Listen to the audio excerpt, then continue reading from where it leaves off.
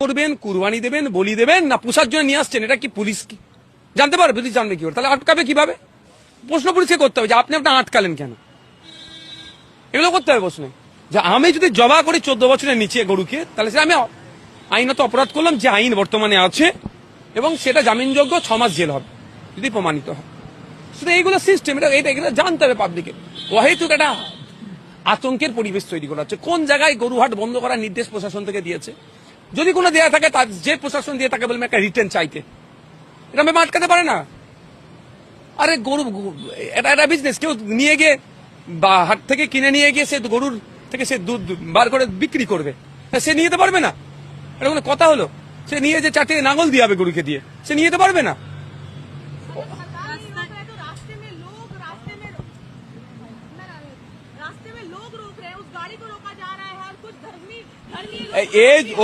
ये जो काम कर रहे हैं ना, इसके खिलाफ जैसे बोल रहा है कि हम लोग ये होने नहीं देंगे प्रशासन की तरफ से, प्रशासन को देखना होगा। पुलिस है, उसके लिए पुलिस है, वो देखेगा। कोई आदमी रुकेगा तो उसके खिलाफ मतलब उसके खिलाफ मतलब रिटर्न कंप्लेंट करना चाहिए। ये वीडियोस वायरल हो रहे हैं, पुलिस खड़े हैं और आप आदमी रोक रहे हैं, लेकिन पुलिस भी कुछ वो वाला वीडियो को हम लोग कलेक्ट कर रहे हैं। हम लोग कलेक्ट करके वो पुलिस के खिलाफ हम लोग एक्शन लेंगे लीगली। जहाँ तक तो गुजरात और दूसरी जगह में बुलडोजर चल रहा था, कभी मणिकर्णिका घाट टुटाई हो रहा था, तो कभी कुछ। अब पश्चिम बंगाल में भी बुलडोजर आ चुका है, जहाँ आप कल खुद भी पहुंचे थे। आम इंसान की गलती कहाँ है? सरकार खाया है, दूसरे लोग खाए हैं, प्रमोटर खाए हैं, लेकिन आम इंसान की गलती कहाँ है? उन्हें क्यों सर्वाइव करना पड़ रहा है? দেখুন, আমি গতকালকে গিয়েছিলাম, আজকে খোঁজ নিয়ে দেখুন হাইকোর্ট থেকে কি হয়েছে। আমি গতকালকে গিয়েছিলাম, অনেক তৃণমূলীরা এখনো মানে এরা এত বড় নির্লজ্জ, তারা বলেছিল নাকি আমি সব করতে গিয়েছি, আমি প্রচার করতে গিয়েছি।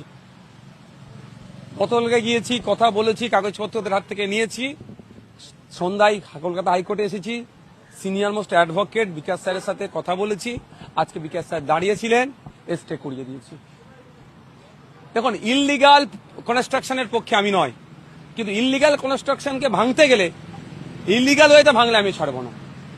লিগাল ওয়েতে হোক। 2024-এর 12ই November justice Gavai sir, justice Biswanath স্যারের একটা ভার্ডিক্ট আছে, সেখানে একদম নির্দিষ্ট করে টাইম উল্লেখ করা আছে, একটা ডিউরেশন দিয়েছে, একটা পিরিয়ড দিয়েছে, তাকে একটা সুযোগ দিয়ে, অর্থাৎ তাকে এই নোটিশ থেকে এতদিনের মধ্যে তাকে টাইম দিতে হবে।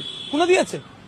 যেটা তফসিয়াতে ক্ষেত্রে হয়েছে, সেটা ওদের নোটিশ পায়নি, ওদের রিলেটিভরা ভিডিও দেখেছে, ওদেরকে পাঠিয়েছে, তোদের ঘর ভাঙছে, ভাবতে পেরেছেন?